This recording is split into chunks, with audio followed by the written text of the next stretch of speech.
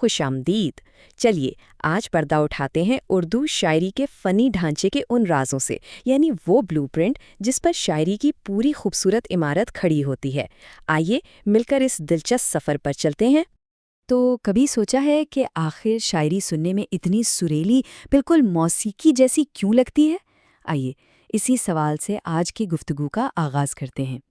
بات یہ ہے کہ جیسے موسیقی میں سر اور تال ہوتے ہیں نا، بالکل اسی طرح شاعری کی خوبصورتی بھی اس کی ایک سوچی سمجھی منظم ساخت میں چھپی ہوتی ہے۔ اس کو یوں سمجھیں جیسے یہ ایک شاعر کے اوزاروں کا بستہ ہے، اس کا ٹول باکس۔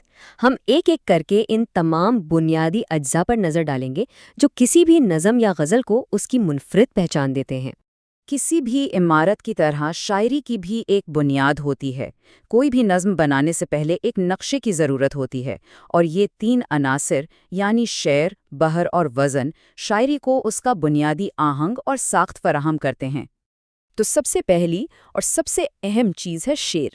یہ کسی بھی نظم کا وہ سب سے چھوٹا لیکن مکمل حصہ ہے جو صرف 2 مصروں میں ایک پوری کائنات سمیٹ لیتا ہے۔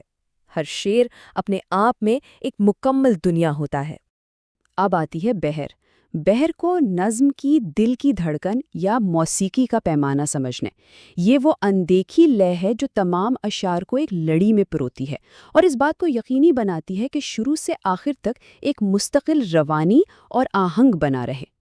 اور پھر ہے وزن۔ وزن وہ پیمانہ ہے جس سے ہر لفظ کو جانچا جاتا ہے تاکہ وہ بحر میں بالکل ٹھیک بیٹھے، بالکل ویسے ہی جیسے میوزک میں ہر سر اپنی صحیح جگہ پر ہوتا ہے۔ یہ الفاظ کے صوتی اجزاء یعنی سلیبلز کی ایک خاص ترتیب پر منحصر ہے۔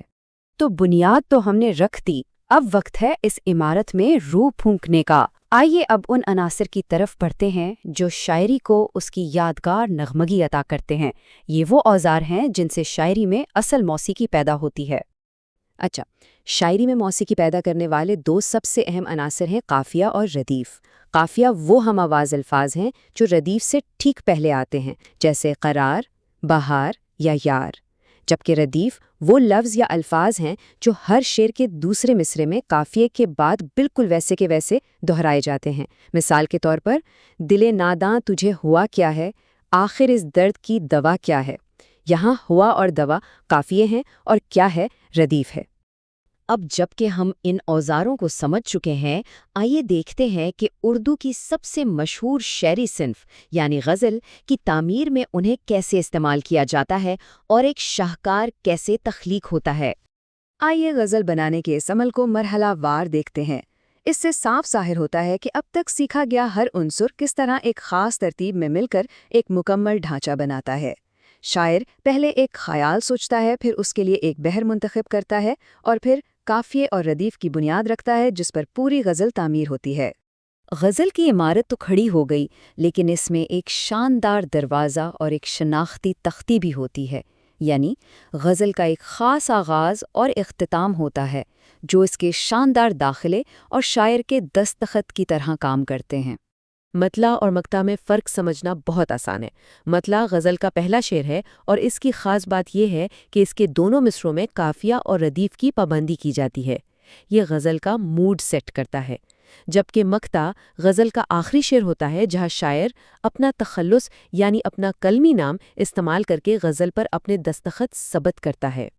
تو خلاصہ یہ ہے کہ یہی وہ بنیادی ستون ہیں جن پر غزل کی پوری عمارت کھڑی ہوتی ہے۔ ان میں سے کسی ایک کو بھی ہٹا دیا جائے تو غزل کی تکنیکی خوبصورتی اور اس کا توازن بگڑ جاتا ہے۔ اور ہم آج کی اس گفتگو کو اس اہم سوال پر ختم کرتے ہیں، کیا یہ اصول شاعر کو پابند کرتے ہیں یا اس کے فن کو مزید نکھارنے میں مدد دیتے ہیں؟ کیا پابندیوں کے اندر ہی حقیقی فن جنم لیتا ہے؟ اس پر ضرور سوچیے گا۔